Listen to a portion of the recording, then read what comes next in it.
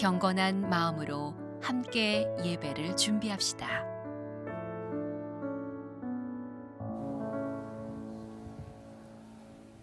만나교회 주일 예배에 나오신 여러분 한 분 한 분을 환영하고 또 이 시간 미디어 처치로 함께 하신 여러분에게도 성령님의 역사가 동일하게 있기를 원합니다.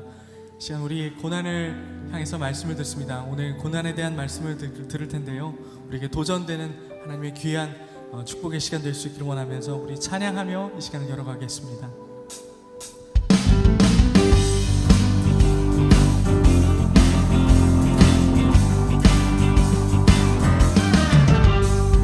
죄에서 자유를 얻게 함은 보혈의 능력, 주의 보혈, 시험을 이기고 승리하니 참 놀라운 능력. 다시 한번 죄에서 자유를 얻게 함은 보혈의 능력, 주의 보혈, 시험을 이기고 승리하니 참 놀라운 능력이로다. 주의 보혈 능력이로다. 주의 피 믿으오. 주의 보혈 그 어린 양의 매우 귀중한 피. 우리 지난주 말씀을 기억하며 육체의 정욕을 이기는 보혈의 능력, 주의 보혈 정결한 마음을 얻게 하니 참 놀라운 능력이로다. 눈보다 더 이를 밝히는 것 보혈의 능력, 주의 보혈 부정한 모든 것 밝히시니 참 놀라운 능력이로다.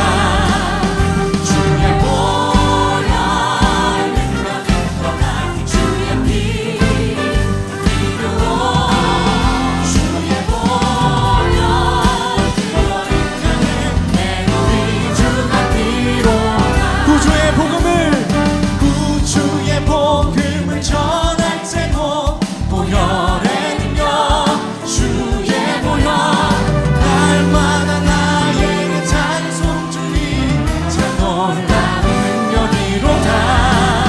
주의 보혈 능력이로다. 주의 피 믿으오.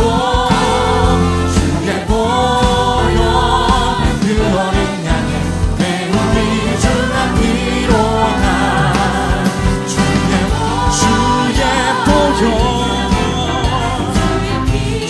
피 믿으오.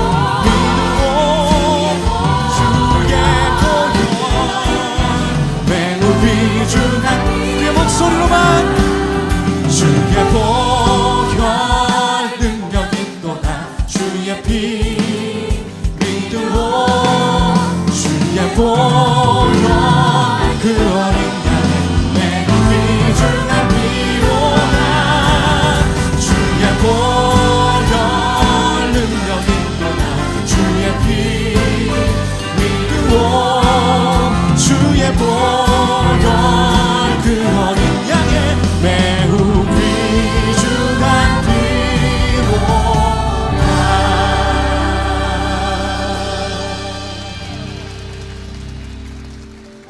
그 귀한 보혈로 인하여 우리의 인생이 승리하는 줄로 믿습니다. 시간은 우리 아까 말씀드린 것처럼 오늘은 고난에 대한 말씀을 듣습니다. 이 말씀에 대해서 항상 묵상하다가 한 이야기가 떠올랐습니다. 2차 세계대전 직후에 연합군이 그 독일군이 지배하던 아우슈비츠에 들어가게 됐고 점검을 하게 됐다고 합니다.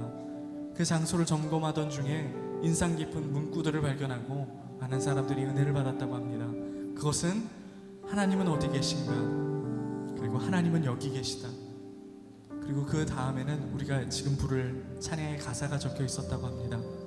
그 크신 하나님의 사랑 말로 다 형용 못하네.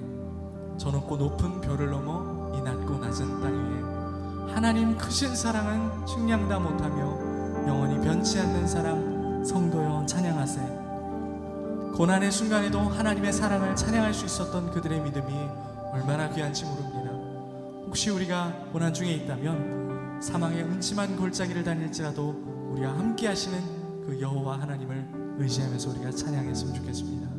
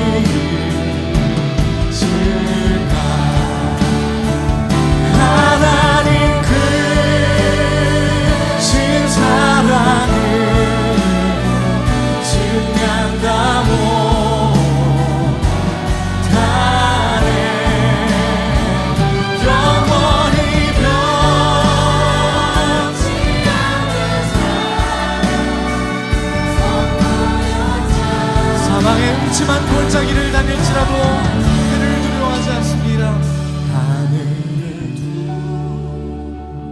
두루마리 삼고 바다를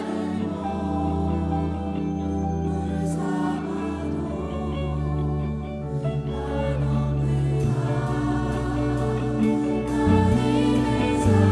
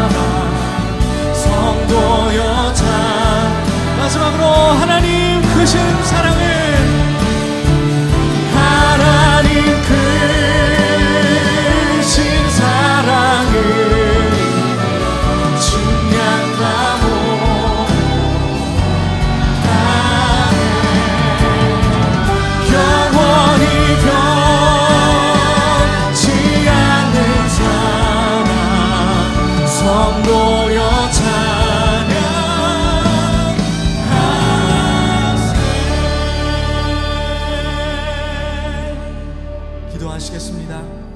우리 삶의 처음과 끝이 되시는 주님, 모든 인생의 주관자이신 아버지 하나님을 이 시간 예배합니다. 우리가 땅에서 고난을 받으나 고난을 통해 주의 은혜를 더욱 생생히 경험하게 되기를 원합니다. 고통의 때에 우리와 항상 여기에 함께 하시는 하나님의 사랑을 바라보는 믿음으로 나아가게 하여 주옵소서. 오늘 나에게 전해지는 말씀이 우리 마음의 빛이 되어 어둠이 걷히고 연약한 마음이 굳건함을 얻으며 불안함은 확신으로 변화되는 주님의 시간 되게 하여 주옵소서. 이 모든 간구 우리의 처음과 나중이요 측량 못할 사랑의 주 예수 그리스도의 이름으로 기도합니다. 아멘.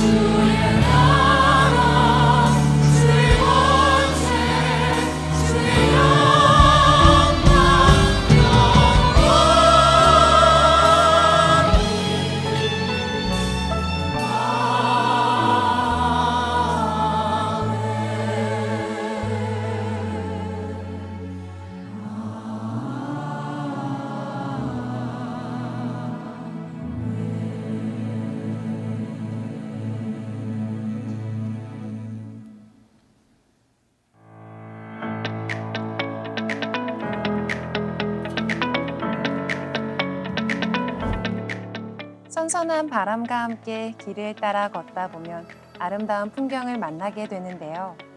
우리의 마음도 하나님의 아름다운 사랑 안에 거하길 기대하며 만나 스토리 시작합니다. 지난주 소망부에서는 서울랜드로 가을 나들이를 다녀왔습니다. 교회가 이 땅에 소망이길 기도하는 성도님들의 섬김 덕분에 가능했습니다. 함께 해주신 분들에게 감사드립니다. 지난 화요일 중보기도 사역부에서는 전체 영성수련회를 다녀왔습니다. 생명의 빛 교회에서 하나님의 은혜와 쉼을 누리는 시간이었습니다. 기도로 섬겨주신 모든 분들께 감사드립니다. 지난주 의료선교회와 캠퍼스 선교회가 연합해 속초에 있는 경동대학교에 다녀왔습니다. 10개국 90여 명의 외국 유학생들에게 무료 건강검진을 통해 하나님의 사랑을 전해주고 왔는데요. 앞으로도 이 땅에 들어와 있는 사람들에게 하나님의 사랑이 전달되길 바랍니다. 10월 열방기도회가 23일 오후 7시 30분 필수홀에서 열립니다. 특별히 이번에는 케냐에서 교육사역을 하고 계신 김옥실 선교사님을 모시고 진행됩니다. 만나교회 1:1 양육사역을 시작한 지 10년이 됐습니다. 지난 10년 동안 하나님의 은혜로 한 사람 한 사람 예수님을 만나 하나님의 사람으로 세워졌는데요. 11월 10일 광림 수도원에서 지난 10년을 돌아보고 앞으로의 사역을 다짐하는 시간을 가집니다. 1:1 양육자분들의 많은 참여 바랍니다. 문화선교부에서는 전교인 산행을 추억하며 1층 소망홀 앞에서 사진 전시회를 엽니다. 직접 성도님들의 우수작품을 선정해주세요. 등산선교회에서는 무주 적상산으로 산행을 떠납니다. 100대 명산으로 꼽히는 이곳은 절벽에 붉은 단풍나무가 인상적이라고 하는데요. 이곳으로 성도님들을 초대합니다. 새롭게 출발하는 M스포츠 볼링 선교팀에서 볼링을 함께 배우고 교제하길 원하시는 분들을 모집합니다. 사무엘 학교에서 2019학년도 신입생을 모집합니다. 접수 기간은 11월 5일부터이며 대상은 만나교에 등록한 교인의 자녀입니다. 미래의 탁월한 크리스천 리더를 길러내는 사무엘 학교에 많은 관심 바랍니다. 이어지는 소식입니다. 만나 교인들의 사업장 정보를 공유하는 교우 사업 목록 신청을 받습니다. 2, 3층 필경대와 만나교회 앱을 통해 신청할 수 있으며 사업장 정보가 변경된 분들도 작성해 주시기 바랍니다. 하나님 동산 나무생각 11, 12호로가 출간됐습니다. 1층 파구스 서점에서 구입 가능하며 주일에는 2, 3층 로비부스에서도 판매합니다. 모든 신청은 2, 3층 로비부스입니다. 베드로전서 강해가 계속 이어지고 있는데요.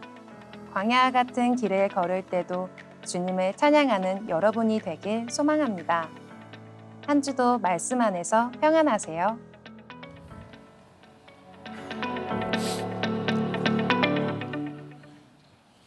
주일 12시 예배에 나오신 여러분들과 이 시간 인터넷을 통해 함께 예배드리고 계신 모든 분들을 주님의 이름으로 환영하고 축복합니다. 좋은 소식만 전해드리는 광고하는 남자 이종현 목사입니다. 요즘에 성도님들을 대상으로 M스쿨 구약 개관이라는 수업을 강의를 하고 있습니다. 제가 늘 첫 시간에 우리 성도님들에게 보여드리는 말씀이 있어요. 디모데후서 3장 16절 말씀인데요. 모든 성경은 하나님의 감동으로 된 것으로 교훈과 책망과 바르게 함과 의로 교육하기에 유익하니.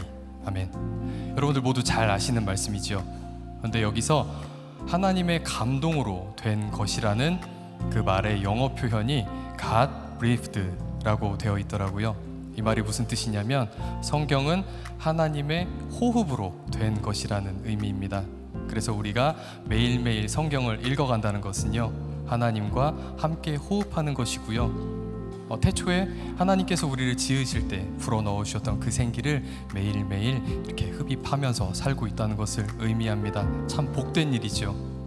제가 왜 이 말씀을 드리냐면 하나님 동산 나무생각 11, 12호로가 출간됐기 때문입니다.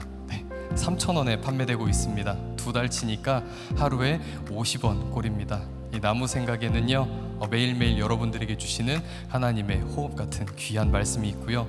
또 우리 만나교회 목회자들 약 50명이 모두 신학 석사 학위 이상을 소재하고 있는 사람들입니다. 우리 목회자들이 열심히 기도하고 연구하고 묵상하며 적은 글이 있습니다. 얼마라고요? 3,000원, 하루에 50원. 커피 한 잔 드신 셈 치시고 생명의 말씀에 꼭 투자하셨으면 좋겠습니다. 그리고 이 나무 생각은요, 만나교회 앱을 통해서도 여러분들 보실 수 있으니까요, 많은 활용 부탁드리도록 하겠습니다. 네, 다음 광고 드리도록 하겠습니다. 저희 만나교회는 여러분들이 어떻게 하면 하나님 말씀을 가까이 할 수 있을까를 늘 고민하고 있습니다. 그래서 매주 목요일에 만나교회 앱을 통해서 담임 목사님 설교를 요약한 만나 위클리 메시지가 서비스가 되고 있고요. 또 아까 말씀드렸던 나무 생각이 있고요. 그리고 요즘 여러분들이 너무너무 좋아하시는 말송 암송 카드가 있습니다. 네, 말 나온 김에 저희 지난주 말씀이었던 베드로전서 2장 16절 말씀을 함께 암송했으면 좋겠습니다. 네, 여러분들이 방심하고 계실까 봐서 오늘은 자막을 띄우지 않도록 하겠습니다. 베드로전서 2장 16절 말씀입니다. 저와 함께 암송해 보도록 하겠습니다. 너희는 자유가 있으나 그 자유로 악을 가리는 데 쓰지 말고 오직 하나님의 종과 같이 하라. 네, 자막 띄워주시고 한 번 더 읽어보도록 하겠습니다. 너희는 자유가 있으나 그 자유로 악을 가리는 데 쓰지 말고 오직 하나님의 종과 같이 하라. 네, 매주 나눠드리는 말씀 카드 잘 보이는 곳에 두시고요. 매일 보시고 암송하셨으면 좋겠습니다.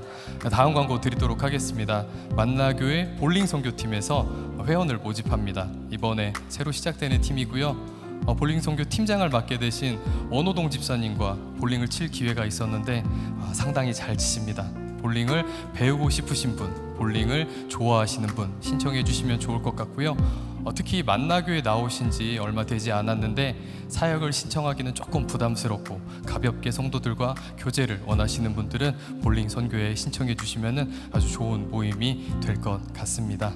네, 이제 말씀을 듣기 전에 잠시 찬양 한 곡을 들으려고 할 텐데요. 오미셸 집사님이 준비하고 있습니다. 괴로울 때 주의 얼굴 보라 같이 들어보도록 할 거고요. 오늘 제가 하나님 말씀 받들어 읽도록 하겠습니다.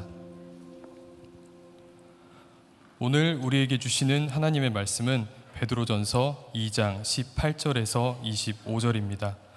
베드로전서 2장 18절에서 25절입니다.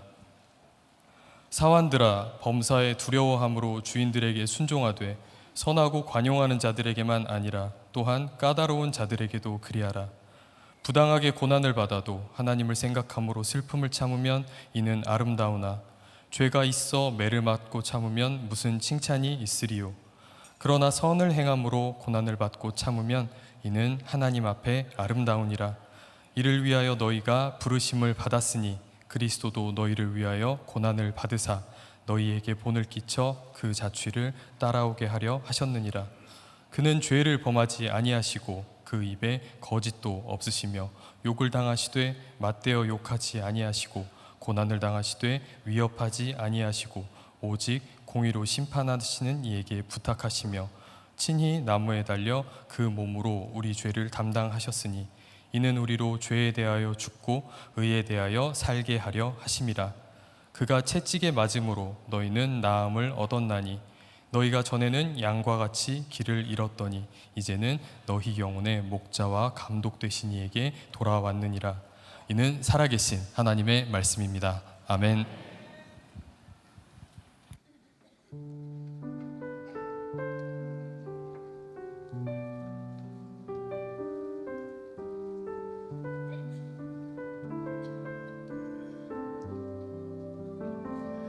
괴로울 때 주님의 얼굴 보라. 평화의 주님 바라보아라. 세상에서 시달린 친구들아, 위로의 주님 바라보아라. 눈을 들어 주를 보라. 내 모든 염려 주께 맡겨라. 슬플 때에 주님의 얼굴 보라. 사랑의 주님 안식 주리라. 힘이 없고 내 마음 연약할 때 능력의 주님 바라보아라.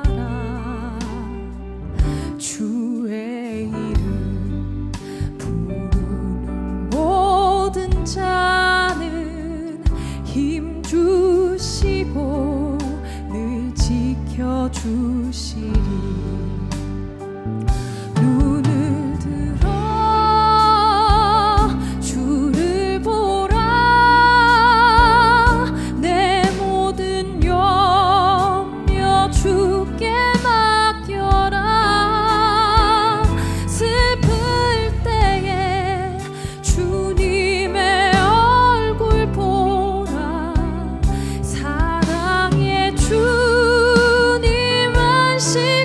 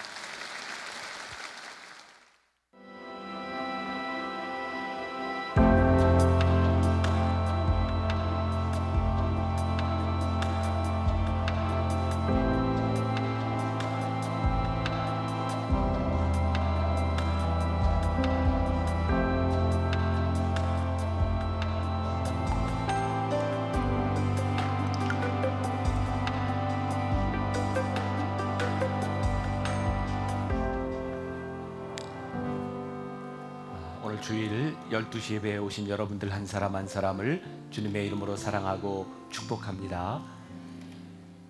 저 좀 축복한다고 좋은 얘기 했는데요. 축복합니다. 네, 밝게. 자, 날씨가 요즘 너무너무 좋죠? 뭐 하기 좋은 날일까요? 예배 드리기 참 좋은 날입니다. 그래서 오늘 우리들이 인사했으면 좋겠는데 이 시간에 부득이하게 여기 나오지 못한 분들 또 세계 곳곳에 흩어져서 이렇게 미디어 교회로 이렇게 영상으로 지금 함께 예배하는 많은 분들이 있습니다. 우리 예배하기 참 좋은 날입니다. 예배하기 참 좋은 날입니다. 그러면서 두 손을 흔드는데 낙엽이 흩날리는 것처럼 멋지게 한번 인사해 봅시다. 시작. 예배하기 참 좋은 날입니다. 감사합니다. 그 영상으로 예배 드리는 분들이 여러분들 인사에 굉장히 많은 힘을 얻습니다. 여러분들 모두를 축복하고요. 계속해서 베드로 전서 강의 말씀을 나누고 있습니다. 오늘 이 말씀을 듣기 전에 이 말씀이 내 속에 들어와 역사하기를, 성경을 다 꺼내세요. 가슴에 얹고 이 말씀이 내 속에 역사하기를, 우리 함께 찬양하고 말씀으로 들어가겠습니다.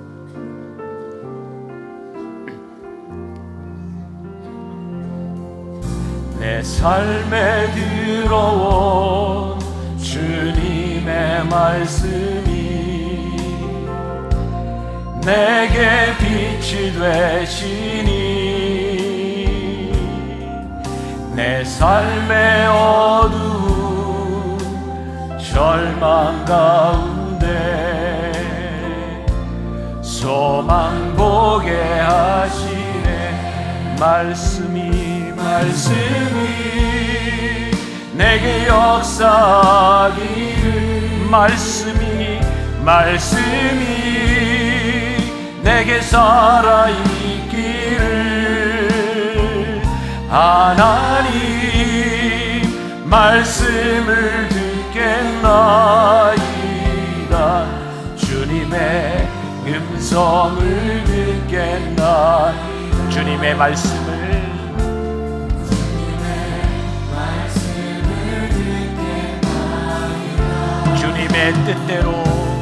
주님의 뜻대로 살겠나이다. 자, 계속해서 여러분들과 함께 베드로전서 말씀을 나누고 있는데요. 오늘 5번째 시간입니다. 지난주까지는 제가 이렇게 좀 일방적으로 말씀을 강해하며 여러분들에게 이야기했다면, 오늘은 말씀을 함께 이야기로 좀 풀어가 보려고 합니다. 오늘의 말씀의 주제가 굉장히 무겁고 어렵습니다. 지난주에 제가 주를 위하여 순복하라 이런 말씀을 나누었죠. 기억하시죠? 참 어려운 겁니다.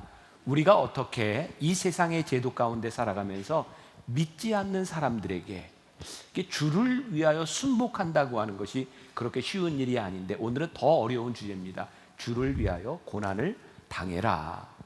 그 고난당함이 우리들에게 아름답다, 이런 말씀을 하고 있습니다. 특별히 그 당시에는 로마의 지배하에 노예 제도가 존재하고 있었고요. 대부분의 크리스찬들은 몇 사람을 제외하고는 노예 계층에 있었던 사람들이 복음을 먼저 받아들였습니다.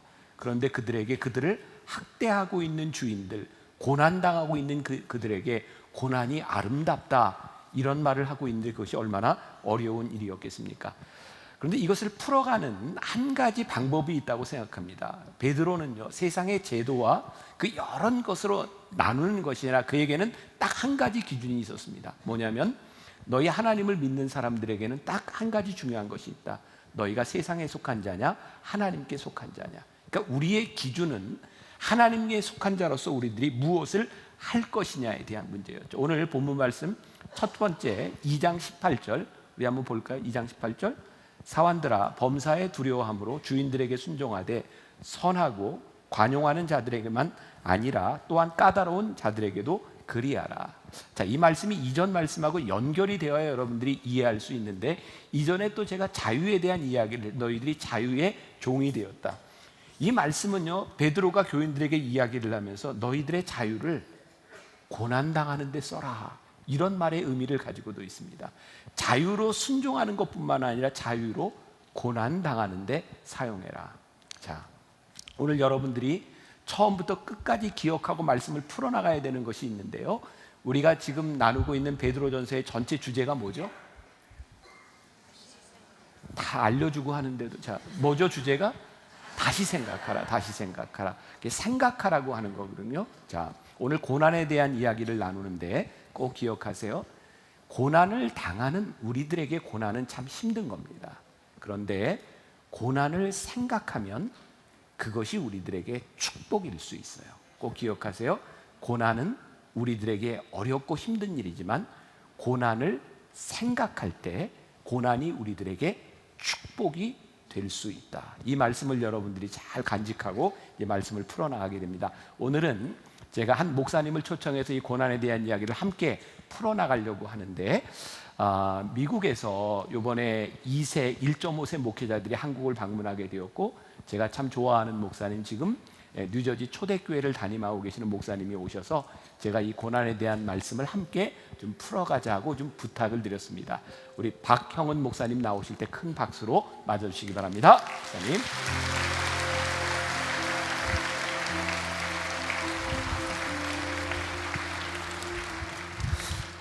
혹시 생소한 분이 있을까봐 이런 설교를 뭐라고 얘기했냐면 토크 설교라고 합니다. 네, 이야기로 함께 좀 풀어가 보겠습니다.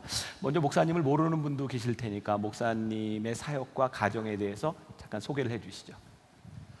예, 저는 박형은 목사입니다. 10살 때 부모님 따라 남미로 이민 가서 지금 45년째 이민자로 살고 있습니다. 아버님이 1974년에 선교사 파송을 받아 남미로 갔다가 또 15살 때에 미국에서 지금 미국에서만 한 40년 살았습니다. 한국말은 10년 했고 영어를 한 40년 동안 하다 보니까 영어가 더 편한, 어떻게 보면 1.5세라 하기보다는 1.8세 정도 되는 목사이고요. 저희 가정에 하나님께서 자녀들의 축복을 주셔서 3남 3녀 6아이를 키우고 있습니다.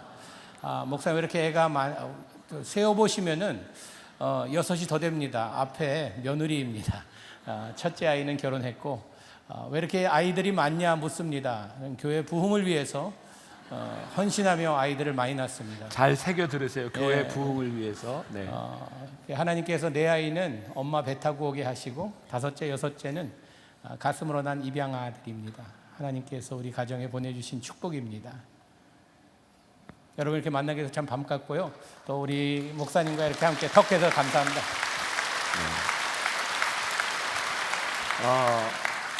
목사님하고 저는 이제 10여 년 이렇게 제가 미국에 갔다가 만나게 돼서 정말 좋은 교제를 하고 있고요.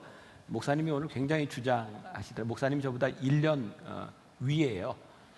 자꾸 사람들이 이제 저를 형으로 보니까 그걸 굉장히 강조를 하시는데, 그래서 오늘 저한테 밥 먹은 숫자를 계산해봐라. 계산하면 저보다는 5, 6년 위다. 제가 이렇게 잘 이해가 안 되시는군요. 네. 자, 이제 목사님과 함께 좀 나눠볼 텐데, 자, 먼저 베드로전서 2장 19절과 20절 말씀 먼저 보겠습니다. 여러분 성경을 보면서 오늘 강해를 이야기식으로 풀어나가니까, 자, 같이 한번 봉독합니다. 시작. 부당하게 고난을 받아도 하나님을 생각함으로 슬픔을 참으면 이는 아름다우나 죄가 있어 매를 맞고 참으면 무슨 칭찬이 있으리요. 그러나 선을 행함으로 고난을 받고 참으면 이는 하나님 앞에 아름다우니라. 자, 제가 이제 목사님께 이런 질문을 드리고 싶은데, 목사님도 이제 오랜 목회 여정을 통해서 이렇게 선을 행함으로 고난을 당한다. 선을 행함으로 고난을 당한다. 오늘 성경에 보면 두 가지 고난이 있잖아요. 마땅히 우리들이 죄를 지음으로 당하는 고난, 그건 그나마 이렇게 참을 만한데, 선을 당함으로 고난을 당할 수 있다. 혹시 목사님의 목회 여정에서 그런 경험이 있으신지, 또 성도들에게 그런 것을 어떻게 설명할 수 있으실지 말씀해 주세요. 선을 행하다 당하는 고난이란 단지 목회자에게만 주어진 이런 아픔이 아니고 우리 모두에게 주어진 아픔 같습니다. 좋은 의도로, 좋은 마음으로 하나님께서 명하신 말씀대로 살려고 좋은 일을 했는데, 거기에서 돌아오는 것은 아름다운 것이 아니라 아픔과 고난과 고통이, 예를 들자면 친구가 어려워해서 보증을 섰는데 배신을 당하고 또 어려움에 처하게 되는, 부모님들에게도 그런 게 있는 것 같아요. 자녀들에게 최고의 선을 베풀었는데 돌아오는 것은 효도가 아닌 배신의 느낌을 느끼는 이런 부모님도 계시리라 생각합니다. 목회를 하면서 사실 목회자가 뭐 악한 일도 할 수 있겠지요. 그러나 하나님의 일을 한다고 하면서 이 고난을 당한다는 것은 사실 참 상상하고 싶지도 않은 이런 일입니다. 목회하면서 하나님께서 함께 하시니 좋은 일만 일어나야 생각했는데, 저는 사실 20년 동안 2세 목회를 했습니다. 영어 목회를 해서 영어 목회는 어느 정도 참 이제는 노하우가 있고 이제는 이 지금까지 쌓아온 경험으로 잘할 수 있겠다 했는데, 하나님께서 또 새로운 부르심이 있었습니다.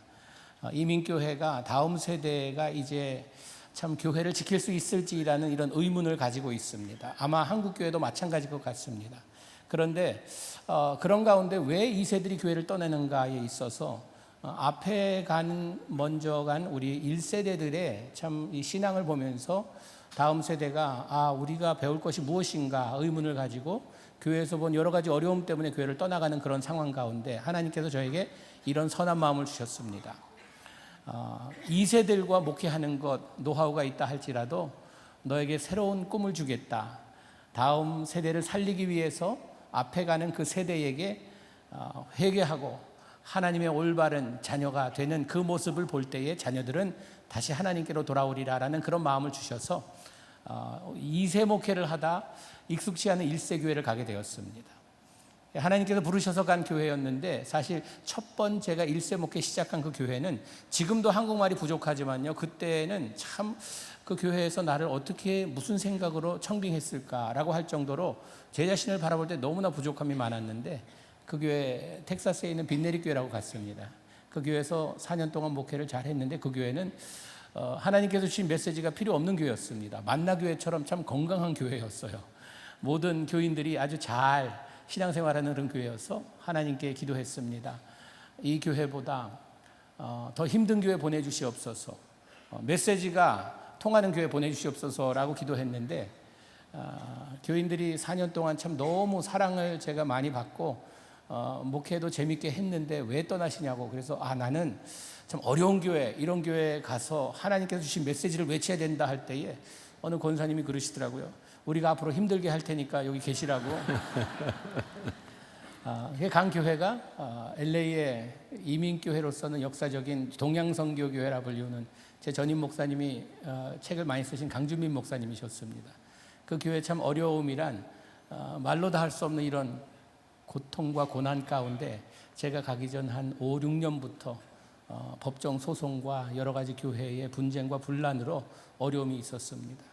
전 선한 마음으로 갔는데 가서 부딪힌 것은 고생과 이 고난이었습니다. 목사님에 대한 이야기를 제가 언젠가 설교 시간에 한 적이 있어요. 네. 그 기억하시는지 모르겠어요. 어떤 목사님이 어떤 교회를 가게 됐는데 그 교회를 가려고 할 때 교인들이 메일을 보냈어요. 당신 여기 오면 죽는다고.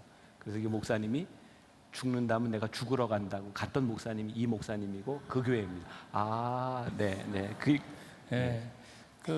저는 그 얘기 들었을 때요, 죽고 싶으면 오라는 이런 말을 들었을 때 어떻게 보면 지금 뒤돌아보면은 교만한 마음이었던 것 같아요. 제 아내한테 여보 우리 꼭 가야겠다고, 우리 가정에 이 아주 참 축복이 임할 것 같다고, 드디어 우리 가정에 순교의 피가 흐를 것 같다고, 어떻게 죽이는지 한번 가보자고. 그래서 가게 됐는데 참 너무 어려운 그런 시간이었습니다. 6년 목회하면서 참 여러 가지 제 개인적으로 5번 소송당하고 교회 문이 잠겨서 주일날 예배드리지 못하고 몇 달 동안 그냥 길가에서 예배드리며 또 참 너무나 어려움이 많은 그런 고난 가운데 나는 선한 일을 하려고 목회에 뛰어들었고 또 선한 일을 하려고 일세교회 왔고 선한 일을 하려고 하나님의 주신 메시지를 외치려고 왔는데 왜 메신저를 죽이려 하는 것일까? 왜 이렇게 나를 힘들게 하는 것일까라는 이런 어려움 가운데 참 그때 참 겪은 그런 어려움을 지금 되돌아보고 생각해 볼 때에 참 내가 감당할 수 없는 일이었구나라는 그런 생각을 하게 됩니다. 오늘 이렇게 이 이야기를 나눌 수 있는 것은, 그 교회 이야기를 나눌 수 있는 것은 그 이제 지나간 과거가 되었고 문제가 해결이 되었기 때문에 그 이야기는 또 이제 나누게 될 거고요. 오늘 말씀에 있는 것처럼 악을 행하는 사람이든 선을 행하는 사람이든 고난은 우리를 피해가는 것 같지 않습니다. 근데 우리들에게 정말 힘든 것이 선을 행하며 우리들이 당하는 고난이죠. 저는 오늘 이렇게 말씀을 이렇게 준비하면서 그런 생각을 저 스스로 해보게 되었어요. 중요한 것은 우리들이 당하는 고난 자체의 문제가 아니라 어떻게 그 고난을 아름답게 만들어 가는가. 그 아름답게 만들어 갈 수 있는 것은요, 고난은 우리들에게 힘든 것이지만 고난을 믿음 안에서 생각하게 될 때 고난이 우리들에게 축복이 될 수 있는 것 같아요. 그런 이야기들을 더 이제 풀어나가게 될 거고요. 시편 118편 5절 말씀 한번 보세요. 같이 볼게요. 시작. 내가 고통 중에 여호와께 부르짖었더니 여호와께서 응답하시고 나를 넓은 곳에 세우셨도다. 여호와는 내 편이시라. 내가 두려워하지 아니하리니. 이건 다윗의 고백이거든요. 고통 중에 여호와께 부르짖었더니 여호와께서 응답하셨다. 이 목사님이 어제 토요일 날은 이제 혼자 설교를 하셨는데 그런 이야기를 하셨던 기억이 나요. 교인들이 굉장히 힘들고 어려웠을 때 그 기도했던 그 기도의 모임에 대해서 좀 얘기 한번 해주시죠. 예, 그 우리 동양선교교회가 한때는 이민교회로서 한 4천 명 모이는 교회면은 한국에 한 4만 명 정도 모이는 교회 사이즈가 됩니다. 근데 이런 분쟁과 어려움 때문에 교인들이 다 떠나고 제가 부임할 때 남은 교인들 한 300~400명 남았습니다. 또 계속 어려움이 지속되면서 우리가 이런 어려운 가운데 고난 가운데 할 일이 무엇인가 하나님께 부르짖자 해서 40일 기도를 선포하고 매일 저녁 모여서 기도했는데 300명의 교인들이 나와서 어떻게 그 나오라고 세에서 나오지도 않는데 300명이 계속 나오면서 기도원 300용사처럼 기도를 했습니다. 근데 그때 기도할 때 참 우리가 고난 가운데 부르짖는 기도야말로 우리 마음 중심에서 나오는 진정된 기도인 것을 그때 알았습니다. 우리가 주여 삼창하고 기도합시다 하는데 삼창까지 간 적이 없습니다. 주여 한 번도 제대로 부르짖지 못하고 울음바다가 되어서 하나님께 엉엉 우는 말로 표현할 수 없는 그 아픔을 하나님께 고소하는 그 시간이 참으로 그때 얼마나 하나님께 간절히 우리가 기도했는가 새로운 경험이었습니다. 저에게도.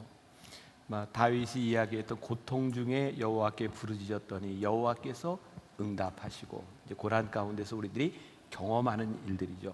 오늘 베드로가 이 믿음의 공동체에게 권면하는 말씀은 오늘 우리들에게 동일하게 이야기하는 것일 수 있어요.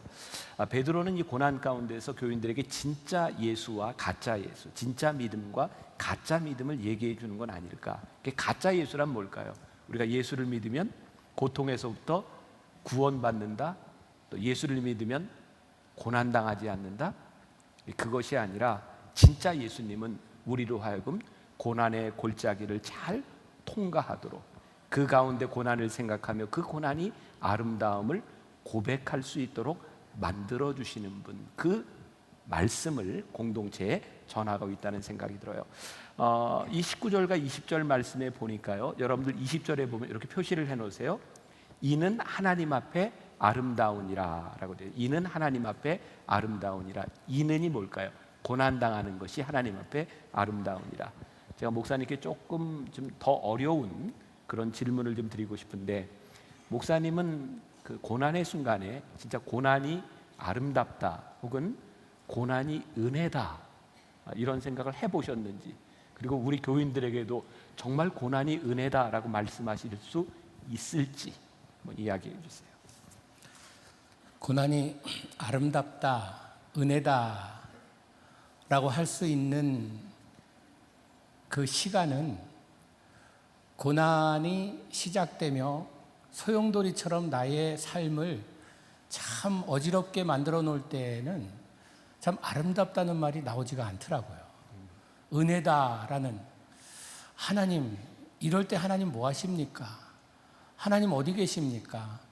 하나님 정의의 하나님, 공의의 하나님, 이럴 때 한번 하나님 살아계신 것을 좀 보여주시면 안 되겠습니까? 라는 이런 기도가 먼저 나오지, 아름답다라는, 은혜다라는 이것은 지나며 뒤를 돌아볼 때에 그 어떤 순간에도 하나님께서는 내 곁을 떠나지 않으셨다는 확신이 생기더라고요. 야, 하나님 참 멋지신 분이구나. 그때 나는 하나님이 어디 가셨는가 라고 외칠 때에, 내가 그렇게 눈물 흘리며 기도하고 울 때에 하나님의 얼굴을 볼 수 없었던 것은 하나님 품에 내 얼굴을 파묻고 기도하고 울부짖다 보니 하나님의 얼굴을 못 본 것뿐이지, 하나님은 항상 나와 함께 하셨더라고요. 지나고 나서 보니까 야, 이게 은혜구나, 이게 축복이구나, 이게 아름다운 것이구나. 그래서 고난을 다시 생각할 수 있는 것이 축복이라는 그것은요, 그 길을 걸어보며 그 길을 돌아보며 또 다시 한번 생각하는 그런 가운데 생기는 하나님의 은혜인 것 같습니다. 저도 이 말씀을 가지고 준비하면서 우리 성도들에게, 야, 고난이 은혜라고 하는 것, 고난이 아름답다고 하는 걸 어떻게 설명할 수 있을까? 이제 어제 저녁에 이제 잠을 자면서 그런 고민을 하고, 또 이제 오늘 새벽에 이렇게 일어나게 되었는데, 하나님께서 저에게 이 고난과 은혜를 생각할 수 있는 경험을 하게 하셨어요. 들려드릴까요? 여러분들이 그렇게 원하신다면 제가 들려드리도록 할게요. 요즘 제가 저희 집에 다람쥐를 한 마리 키웁니다. 우리 딸이 키우는 거예요. 조그만 100g도 안 되는 다람쥐를 키웁니다. 이놈이 집에 익숙해져 가지고 그냥 집에 막 돌아다니고 사람을 타고 다녀요. 저놈이 나왔네. 네, 저놈입니다. 다람이, 다람인데, 제가 어제 소파에 앉아서요, 그리고 아들이 지금 이제 군인이기 때문에 군용 건빵을 가져와서 제가 이렇게 건빵을 하나 물고 이렇게 있는데, 저놈이 딱 달려들더니 건빵을 채가 꽉 잡고 있는 거예요. 그래서 제가 딱 깨물었더니 반을 붙잡고 막 도망을 가는 거예요. 근데 건빵을 먹어도 되는지 안 되는지 몰라서 그걸 찾아가가지고 건빵을 뺏었거든요. 근데 그 소파에 앉아있는데 이놈이 제 입에 이렇게 오더니 건빵을 입에서 빼갔으니까 지금 비춰져서 제가 여기 지금 피가 났는데, 이놈이 여기를 저를 물었어요. 그래서 어제 막 피가 이렇게 막 흘렀거든요. 그런데 제가 이렇게 피를 흘리고도 오늘 강단에 서 있는 거예요. 그래서 근데 이놈이 이렇게 저를 이렇게 물었는데요, 그 순간 이걸 이렇게 떨쳐버려야 되는데 이 50g도 안 되는 이놈을 떨쳐버릴 수가 없는 거예요. 그래서 제가 이렇게 물렸는데도 그걸 이렇게 이놈, 그리고 이렇게 옆으로 이렇게 치웠지 떨쳐보는지를 않은 거예요. 그때 제가 이렇게 생각난 게 있었어요. 뭐냐면, 내가 이 다람쥐도 이게 죽을까봐, 다칠까봐 이걸 떨쳐내리지 못하고 내가 아픔 가운데서 이걸 그냥 이렇게 옆으로 밀어놨는데, 갑자기 그런 생각이 들어요. 만일 하나님께서 내가 하는 행동들, 내가 이 세상에서 행하는 일들을 가지고 하나님이 나를 떨쳐버리셨다면 나는 결단코 존재할 수 있는 이 세상에 존재할 수 없었겠다. 그게 은혜로 느껴지더라고요. 야, 세상의 목사는요, 다람쥐에게 물려도 설교 예화가 생각이 납니다. 그러면서 내가 이 다람쥐를 떨쳐버리지 못한 이 마음이 하나님이 나를 향해 행하셨던 그런 마음들로 느껴지는 거예요. 그러면서 이 은혜를 내가 아는구나. 아픔 가운데서, 작은 아픔일지 모르지만 우리들이 경험하는 일들 가운데서 하나님의 은혜를 생각할 때에 우리들이 참을 수 있는 것이구나, 그런 생각이 들었어요. 그런데 제가 생각했던 것이 제 생각이 아니라 이미 말씀 가운데 있더라고요. 빌립보서 1장 29절 말씀 같이 한번 봉독해 볼까요? 그리스도를 위하여 너희에게 은혜를 주신 것은 다만 그를 믿을 뿐 아니라 또한 그를 위하여 고난도 받게 하려 하심이라. 너희에게 은혜를 주신 것은 그를 믿을 뿐 아니라 그를 위하여 고난도 받게 하려 하심이라. 저에게는 고난이 아름답다, 이것이 은혜라고 하는 말이 그렇구나. 목사님 말씀하신 것처럼 지금 당하는 고난 가운데서 우리들이 그것을 아름답다고 말할 수 없겠지만 하나님의 은혜를 생각할 때 그것이 아름답구나라는 고백이 가능하지 않을까. 제가 쓴 문장이지만 참 멋진 문장이더라고요. 들려드릴까요? 그렇게 원하신다면 또 저는 믿음을 이렇게 고난과 연결해서 이렇게 정의를 해봤어요. 믿음이란 고난을 바라보는 영적 안목을 가지는 것이다. 감동하셔야 되는 감동 포인트입니다. 자, 믿음은 고난을 바라보는 영적 안목을 가지는 것이다. 자, 이제 목사님께 세 번째 질문으로 좀 넘어가 보려고 하는데, 말씀을 먼저 한번 보겠습니다. 베드로전서 2장 21절. 자, 같이 봉독합니다. 시작. 이를 위하여 너희가 부르심을 받았으니 그리스도도 너희를 위하여 고난을 받으사 너희에게 본을 끼쳐 그 자취를 따라오게 하려 하셨느니라. 여기에서 여러분들이 표시해야 될 것, 이를 위하여 너희가 부르심을 받았다. 이를 위하여가 뭐예요? 고난을 위하여 너희가 부르심을 받았다. 자, 목사님에게 좀 더 어려운 질문이 될 것 같아요.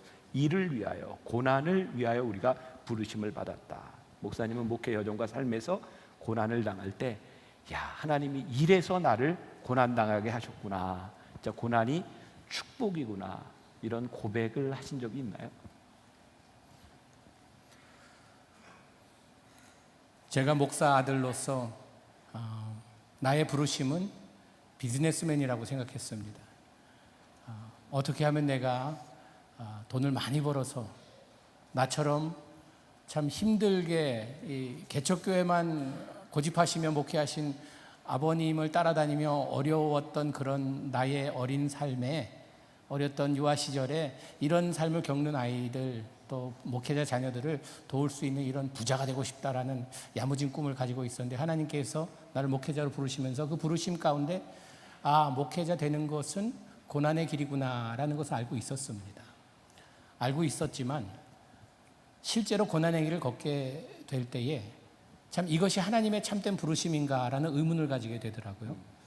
하나님께서 부르시고 하나님께서 기뻐하신 일이라고 생각하고 믿고 그 길을 갔지만, 그 길에서 하나님의 축복과 하나님의 임재하심이 참으로 함께 한다는 이것이 확신을 가지고, 편안할 때는 그걸 선포할 수 있지만 고난과 고통이 따를 때에 참 다시 한번 의심하게 되는 그런 시간이 있었습니다. 제가 나야 하나님께서 부르셨으니 이런 고난을, 역경을 내가 감안하고 따른다 생각했지만, 저를 제일 힘들게 한 것은 나의 고난이 나의 가족들에게 그대로 전달되고 있다는 것입니다. 나의 아픔이 나만으로 끝나는 것이 아니라 나의 아내에게도, 우리 자녀에게도 그것이 함께 이 고통과 아픔으로 다가오고 있다는 그것이 저를 더욱더 힘들게 했습니다. 그때 하나님께서 저에게, 제 마음에 이 찬송가를 하나 주셨습니다. 부름받아 나선 이 몸 어디든지 가오리요. 참으로 부름받아 나선 이 몸, 우리는 요즘 보면은 골라 가는 것 같아요. 편하고 쉽고. 그러나 하나님께서는요, 예수님을 통해서 우리에게 보여주신 진리가 있다면 고난의 길을 택하셔서 그 길을 일부러 걸어가셨다는 그 길이 우리가 가야 할 길이 아닌가. 그 길이 힘들고 어렵다 할지라도 부르심받은 자에게 있어서 그 길을 걸어야겠다 하면서 그 다음부터는 생각을 바꾸며 자녀들과 모든 아픔을 함께 나눴습니다. 아빠 이런 어려움이 있단다. 아빠 이번에 소송당했단다. 기도해달라. 아빠 요즘 참 교회 예배 드리는 게 가면은 오늘도 문 잠겼을까 걱정된단다. 아이들이 함께 어려워하며 함께 기도하는 그런 가운데 저희 가족이 이런 고통과 어려움 가운데 얼마나 서로 가까워지고, 이제는 기도 제목을 우리가 그 페이스북 메신저 방에서 함께 작은 일, 우리 강아지 지금 병들었으니 기도해달라고 이런 것까지, 사소한 것까지도 나누면서 기도하게 됐습니다. 그때 깨달은 게 무엇이었냐 하면요, 우리의 고통과 아픔은 나의 부르심뿐만 아니라 나와 함께 하는 사람들의 함께 부르심이 있었다는 이것에 확신이 생겼습니다. 그래서 나의 부르심은 나만이 아니라 우리 온 가족이구나. 그걸 다시 한번 우리 자녀들에게 리마인드 시켜주고, 요즘은 저희 가족들이 아빠가 교회에서 목회하는 데에 기도 제목 넘버원이 그것입니다. 아빠 목회하는데 하나님 함께 해주셔서 어려움이 있을지라도 잘 극복하게 해달라고, 이것이 자녀들의 기도 제목이라고 저에게 이야기해 줍니다. 그게 고난이라고 하는 건 늘 그런 것 같아요. 지금 고난을 당하는 순간에는 우리들이 참 이해할 수 없는 일도 있지만, 고난을 생각해 보면 하나님이 이래서 나로 하여금 고난당하게 하셨구나, 그것이 믿음으로 고백되면 이것이 나에게 축복이구나, 이런 생각이 드는 것 같죠. 저도 그렇고 여러분들도 그렇고 아마 우리들이 당하는 그런 고난들에 대해서 우리들이 이해하지 못하는 부분들이 참 많을 것 같아요. 저도 제가 은혜를 받고 목사가 돼서 은혜를 받고 나서 정말 너무너무 목회를 열심히 했던 것 같아요. 제가 진짜 목회를 열심히 하며 저에게 찾아왔던 일이 뭐냐면 열심히 군목으로 군인들과 이렇게 사역하다가 허리를 다친 일이었어요. 저는 병사들하고 같이 친하게 지내려고 목회 열심히 하려고 그냥 농구장까지 만들어 놓고 그 농구했는데 병사들하고 농구하다 다쳐가지고 허리를 꼼짝 못하는 상황 가운데서 제가 28살 때 처음으로 전신 마취하고 수술을 받게 됐죠. 제가 가끔 여러분들에게 이야기하죠. 전신 마취를 안 해보고 인생을 얘기하지 말라고. 처음 전신 마취를 하고 그 수술을 받을 때 저는 그 전신 마취라고 하는 게 우리의 생명을 이렇게 맡기는 거구나. 호흡기를 가지고 이렇게 호흡해야 되는 상황이고, 저는 수술을 마치고 딱 마취가 깨어나면서 정말 하나님께 제일 처음 고백했던 게 하나님 감사합니다였거든요. 제가 허리를 다치고 대전 통합병원에서 군목으로 근무를 하기로 했을 때 제가 허리에 이렇게 그 통증을 느끼면서 마취에 깨어나면서 하나님, 제가 이제 대전 통합병원에 가면 병사들을 위해 기도할 때 제가 입술로 기도하는 것이 아니라 제가 마음으로 기도할 것 같습니다. 이게 저에게 목회자로서 저의 부르심 가운데 내가 허리를 다치고 수술하는 이 일이 하나님을 나로 하여금 목사로, 정말 목사로 만들어져 가는 과정이구나라는 고백이 저에게 있었거든요. 근데 왜 다쳤는지는 모르겠어요. 왜 하나님이 그렇게 그 일을 당하게 하셨는지 내가 설명할 수 없지만 그 일을 통해서 우리들에게 축복을 이것이 복이구나라는 것을 깨닫게 하시는 것. 성경에 보니까 누가복음 6장 22절에 인자로 말미암아 사람들이 너희를 미워하며 멀리하며 욕하고 너희 이름을 악하다 하여 버릴 때에는 너희에게 복이 있도다. 보니까 하나님을 위하여 하는 일에 대하여 당하는 고통은 복이 있도다. 시편 119편 71절에도 고난 당한 것이 내게 유익이라. 이로 말미암아 내가 주의 율례들을 배우게 되었나이다. 참 성경에 이 고난에 대한 말씀이 참 많이 있더라고요. 이제 마지막으로 제 목사님께 지금 질문을 하나 더 드리려고 하는데 이제 더 힘든 그런 질문으로 나아가는 것 같은데, 자, 베드로전서 2장 22절부터 24절까지 말씀 우리 같이 한번 보겠습니다. 시작. 그는 죄를 범하지 아니하시고 그 입에 거짓도 없으시며 욕을 당하시되 맞대어 욕하지 아니하시고 고난을 당하시되 위협하지 아니하시고 오직 공의로 심판하시는 이에게 부탁하시며 친히 나무에 달려 그 몸으로 우리 죄를 담당하셨으니 이는 우리로 죄에 대하여 죽고 의에 대하여 살게 하려 하심이라. 그가 채찍에 맞음으로 너희는 나음을 얻었나니.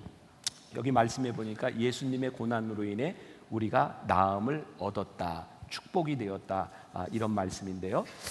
제가 목사님께 이렇게 묻고 싶은 것 중에 하나가 이제 이 말씀과 연관된 말씀이 이제 다음 주에 우리가 다루게 될 말씀인데, 베드로전서 3장 9절에 이런 말씀이 있어요. 악을 악으로 욕을 욕으로 갚지 말고 도리어 복을 빌라. 이를 위하여 너희가 부르심을 받았으니 이는 복을 이어가게 하려 하심이라. 지금까지도 참 어려운 말씀이었잖아요. 고난 당하는 것이 아름답다. 고난이 우리가 고난을 위하여 불림을 받았다. 이것까지는 어떻게 해보겠는데, 고난을 당할 때 우리에게 고난을 당하게 한 그 사람들에게 복을 빌라. 이건 정말 어려운 것 같거든요. 목사님의 상황 가운데서 이 말씀을 어떻게 적용할 수 있는지.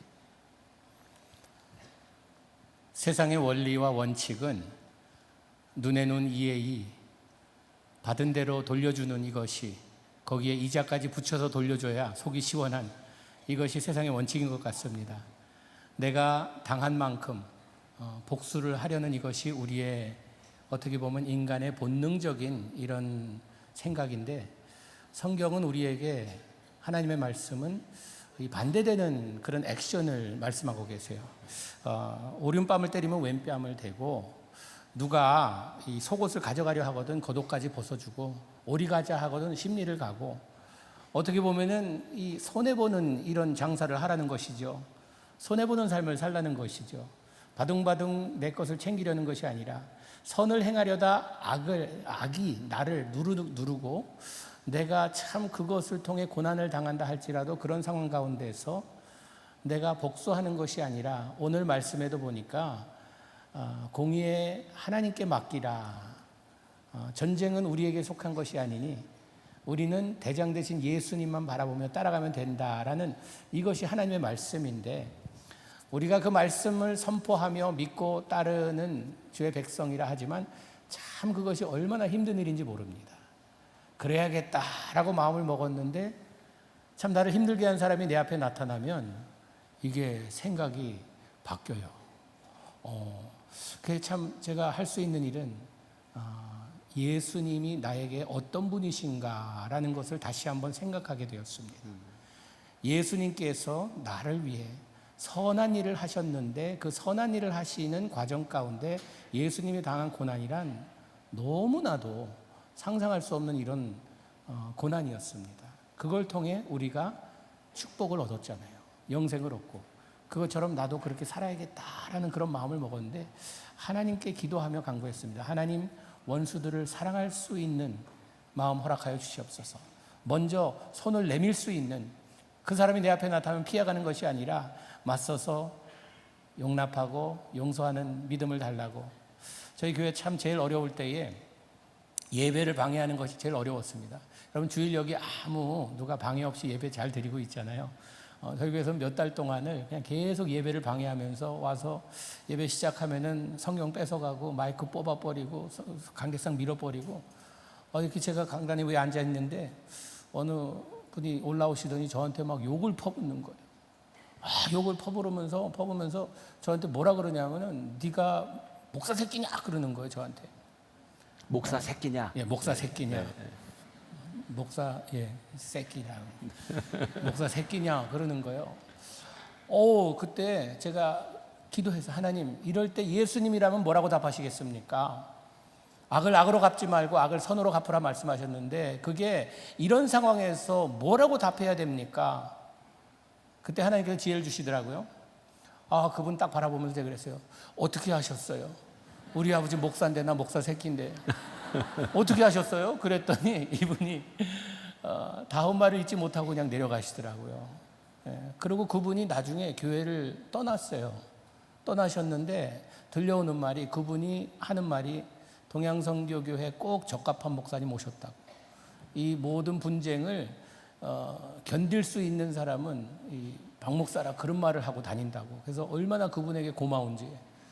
그때 제가 같이 맞서서 욕했다면요, 너는 뭐 얼마나 잘나서 이랬다고 하면요, 아마 그분이 그런 생각 안 하셨을지 모르겠어요. 그러나 그런 어려운 상황 가운데 먼저 손을 내밀고 그분이 나를 욕하고 날 못된 놈이라 그러면 인정하고 저는 죄인 중에 괴수입니다 라고 받아들이는 이것이 어떤 면에서는 참 지는 것 같지만요, 이렇게 쭉 이런 고난을 지나고 보니까요, 강한 자가 이기는 게 아니더라고요. 끝까지 인내하는 자가 이기더라고요. 인내할 때에 하나님께서 그 인내를 통하여서 우리에게 다시 한번 깨달음을 주시고 다시 한번 우리를 고쳐주시고 이 모든 과정을 통해서 하나님께서 이루시는 뜻이 무엇이었는가, 별 볼 일 없고 참 교만으로 가득 찬 나의 모습을 하나님의 형상을 조금 회복시키기 위해서 나를 만들어 가시는 과정이었구나라는 이런 걸 깨달을 때에 축복할 수 있는, 사실 지금 제가 동양선교교회 저를 어렵게 소송하고 이런 분들을 향해서 저의 기도는 원망의 기도가 아닙니다. 저주의 기도가 아니에요. 그분들을 위해서 축복하며 기도합니다. 제가 모시고 있던 우리 동양선교교회 원로 목사님이시고 재작년에 하나님의 부르심을 받으셨는데 임동선 목사님이 기도할 때 이런 기도를 하시더라고요. 교회가 참 어려울 때 저와 함께 기도하자 그러고 기도하시면서, 하나님, 교회를 어렵게 하는 이 사람들 지옥 가게 마시고 천국 백성으로 삼을 수 있도록 하나님께서 도와주시옵소서. 지옥 백성 되지 않고 천국 백성 되게 하여 주시옵소서라고 기도하시더라고요. 참 축복의 기도가 바로 저런 기도구나. 자기의 하는 일을 자기도 모르는 저런 상황 가운데 이런 참 선을 악으로 돌려주는 이런 상황 가운데 그들을 저주하지 않고 천국 백성 삼아달라는 이것이 큰 축복의 기도라 생각합니다. 오늘 말씀에 이제 뭐 결론이 될 듯 하기도 하고요. 결국 우리 고난에 대한 문제에서 우리들이 복을 빈다, 고난을 아름답게 만든다라고 하는 것은 결국 우리들이 믿는 예수님 때문에 우리들에게 와지는 일이 아닐까. 여러분들 21절에 보면 본을 끼쳐라는 말이 나오거든요. 거기에 여러분들이 이렇게 표시를 해놓으세요. 본을 끼쳐. 예수님이 우리들에게 본을 끼쳤다라고 되어 있는데요. 이 말씀이 제가 여러분들에게 뭐 헬라어나 히브리어 이렇게 잘 사용하지 않는데, 이 본을 끼쳐라고 하는 말이 헬라어로 휘포크람모스라는 말이에요. 휘포크람모스. 근데 이 말이 무슨 뜻이냐면, 아직 글을 알지 못하는 사람들에게 글을 써놓고 따라하게 하는 것, 그게 휘포그람모스라는 거예요. 예수님께서 우리들에게 본을 끼쳐주셨다라고 하는 말이 뭐냐면, 아직 글을 알지 못하는 사람에게 글을 써놓고 이거 따라해라 하는 것처럼, 예수님께서 고난에 대하여 예수님이 십자가를 통해서 우리들에게, 믿지 않는 사람들, 우리를 저주하는 사람들에게 축복하는 것에 대하여 본을 보여주셨다라고 말씀하고 있어요. 예수님께서 부당하게 고난당하고 십자가에 달리실 때에 십자가에 내려오지 아니하시고 고난을 당하셨던 것을 보여주시고 우리들에게 따라오게 하셨다라는 말씀이에요. 요즘 우리들의 고난과 우리들의 신앙에 있어서 가장 큰 문제가 무엇일까? 저는 혼자 이런 생각을 해요. 우리가 언제부터인가 본을 끼치신 예수님을 본받으려고 하지 않는다. 많은 교회들은 소위 말하는 성공한 교회를 따라가려고 하고, 우리 신앙인들은 신앙생활하면서 성공한 기업인, 성공한 정치인, 성공한 사람들을 따라가려고 하지, 정작 우리는 우리들에게 본을 끼쳐주신 주님을 따라가려고 하지 않는구나. 그러니까 우리가 이 고난에 대한 문제에 있어서 이것이 우리들에게 아름답고 이것이 우리들에게 축복이 되기 위하여 우리들이 바라보아야 할 것이 무엇인가? 본을 끼치셨던 주님을 바라보는 것. 자, 다시 한번 이제 생각하라라고 하는 말씀을 여러분에게 드렸는데, 고난은 우리들에게 힘든 겁니다.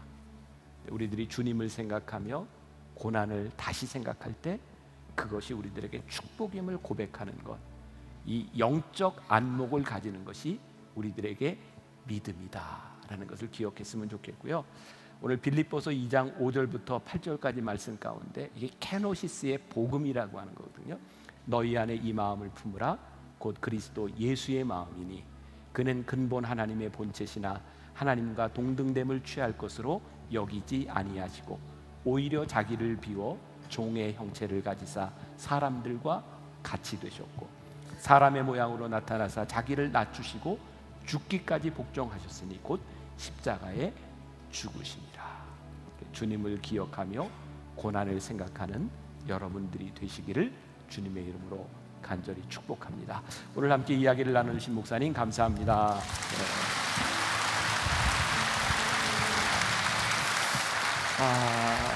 오늘 우리들이 고난을 생각하며 우리들에게 무슨 일인지 모르지만 나에게 주어진 그 일들을 생각하며 왜 나만 겪는 고난이냐고 불평하지 마세요.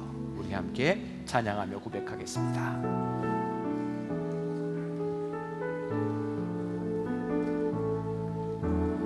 왜 나만 겪는 고난이냐고 불평하지 마세요. 고난의 뒤편에 있는 주님이 주신 축복 미리 보면서 감사하세요. 너무 견디기 힘든 지금 이 순간에도 주님이 일하고 계시잖아요. 남들은 지쳐 앉아 있을지라도 당신만 일어서세요. 힘을 내세요. 힘을 내세요. 주님이 손잡고 계시 계시잖아요. 주님이 나와 함께함을 믿는다면 어떤 역경도 이길 수 있잖아요. 왜 이런 슬픔,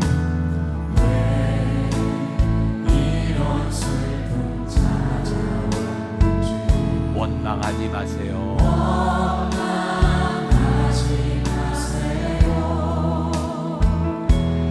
당신은 잃은 것보다 주님께 받은 은혜 더욱 많이 감사하세요. 너무 견디기 힘든 지금 이 순간에도 주님이 일하고 계시잖아요. 남들은 지쳐 앉아 있을지라도 당신만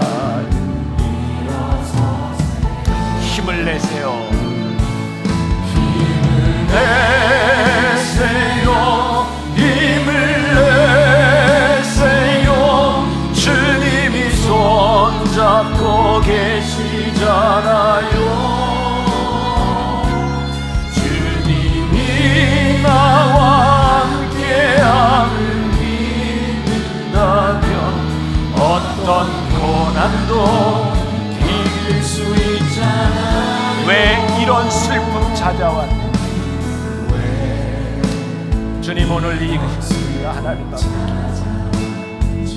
때때로 우리는 이 고난이 왜 나에게만 있느냐고, 하나님 이 슬픔이 왜 나만 당하는 것이냐고 하나님 앞에 불평할 때가 많이 있었습니다.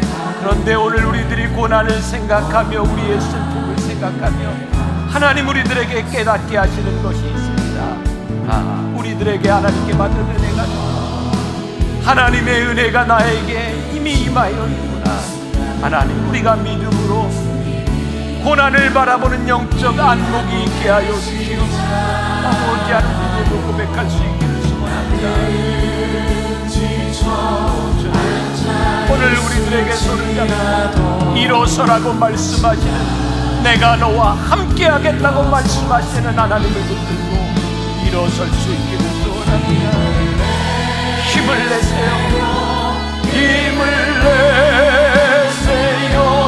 주님이 손잡고 계시잖아요. 주님이 나와 함께함을 믿는다면 어떤 고난도 이길 수 있잖아요. 힘을 내세요. 우리 함께 일어나서 찬양하겠습니다. 힘을 내세요.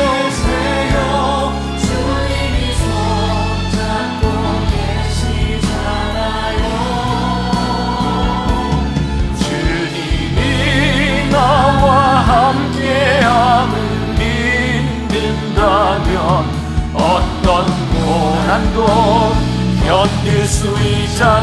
우리 한 번 더 힘을 내세요. 힘을 내세요. 힘을 내세요. 주님이 손잡고 계시잖아요.